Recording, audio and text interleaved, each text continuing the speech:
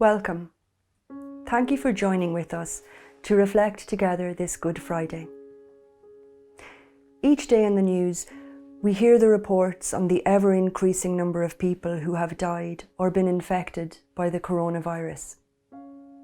Nothing in our lifetime has ever affected the whole world as radically as this virus. We may know some people who have been infected or who have died. We may have family members on the front line in the health service. There is no doubt that impact on all our lives increases day by day. None of us remain untouched by this tragedy. There is no doubt death and illness test our faith. This is true in our own lives, but it is also true as we contemplate Jesus on the cross.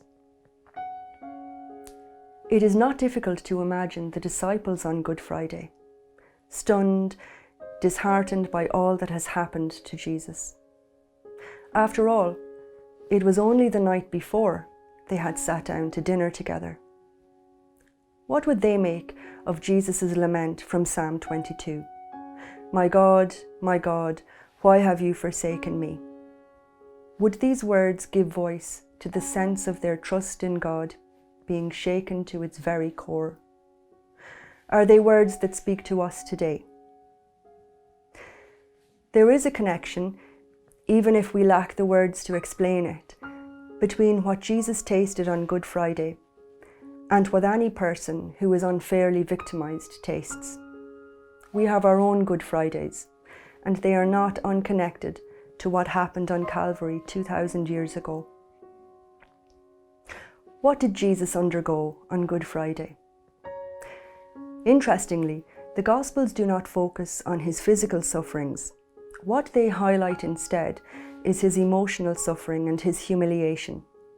He is presented as lonely, betrayed, alone, helpless to explain himself, a victim of jealousy, isolated, mocked, misunderstood, stripped naked so as to have to feel embarrassment and shame, and yet, despite all this, he is presented as clinging to warmth, goodness and forgiveness. Good Friday, in Luke's words, is when darkness has its hour. The humiliation of the cross puts Jesus in real solidarity with everyone who has ever known the pain and shame of humiliation. In the reflection that follows, we get a sense of what this darkness tastes like through the eyes and experiences of our brothers and sisters. We will hear examples that show how our own feelings link with what Jesus felt on Good Friday.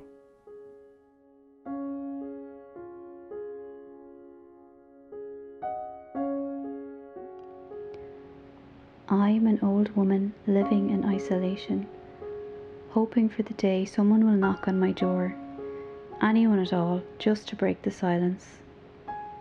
I hear the voices on the TV and radio. I hear neighbours call across to each other and talk about the latest news, but no one hears me. Oh, how I thirst for that silence to be broken. How I thirst for the warmth of friendship and the security of companionship. How I thirst for you. You hear about people like me when we die.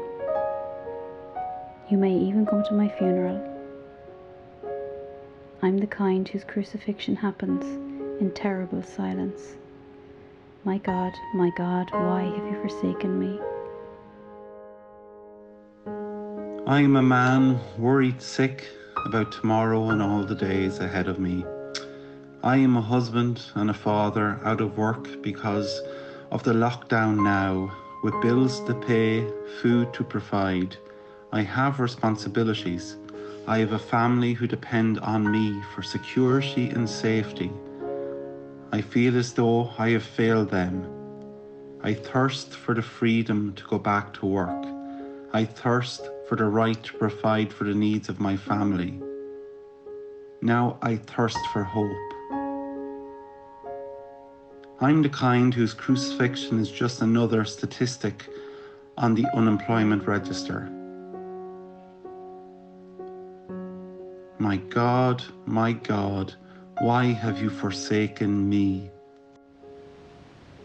I am remembering the day it happened. I'm in a world of my own, reliving the very second they came to tell me about it.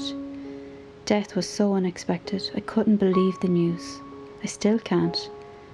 And time doesn't seem to heal the pain of this final separation, and nothing can fill the gap. I am hurting because I have lost the one I love. So I thirst for yesterday before death came. I thirst for tomorrow, for the pain may ease. I thirst for release from my grief. You know about people like me, you may be like me yourself. I'm the kind whose crucifixion happens because I have loved. My God, why have you forsaken me?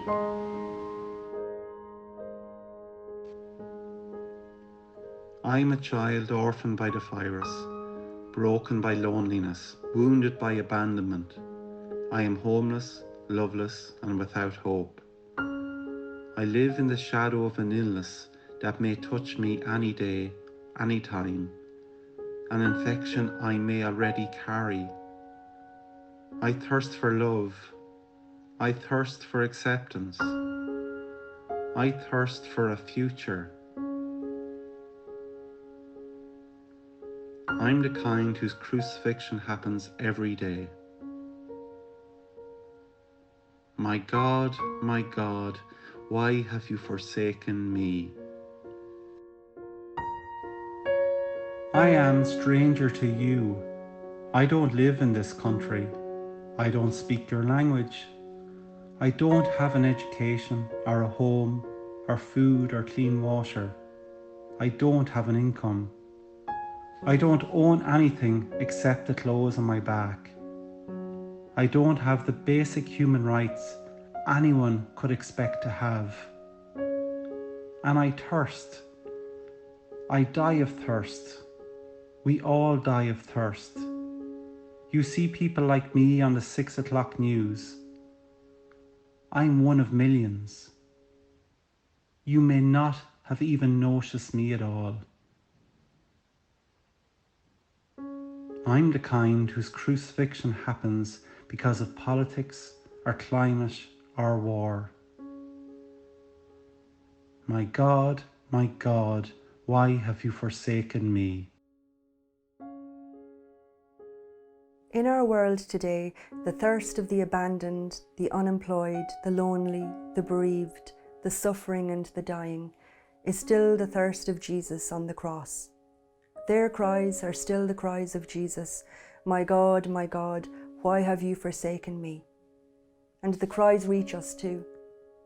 My people, my community, my fellow human beings, why have you forsaken me?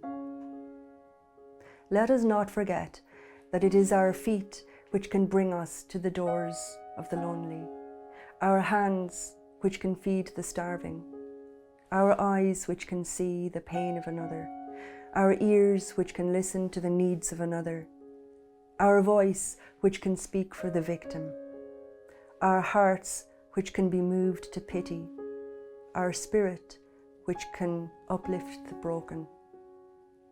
As we live with this pandemic, let us not forget the suffering in our community, one in our suffering, one in our hope of salvation through the cross.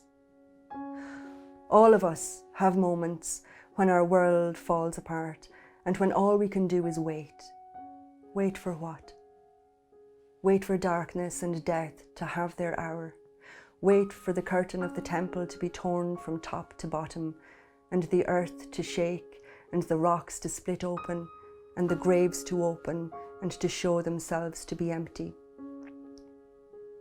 Let us remember that Good Friday is not the end, but that it is a stop, albeit a very painful one, on the way to celebration of new life on Easter Sunday.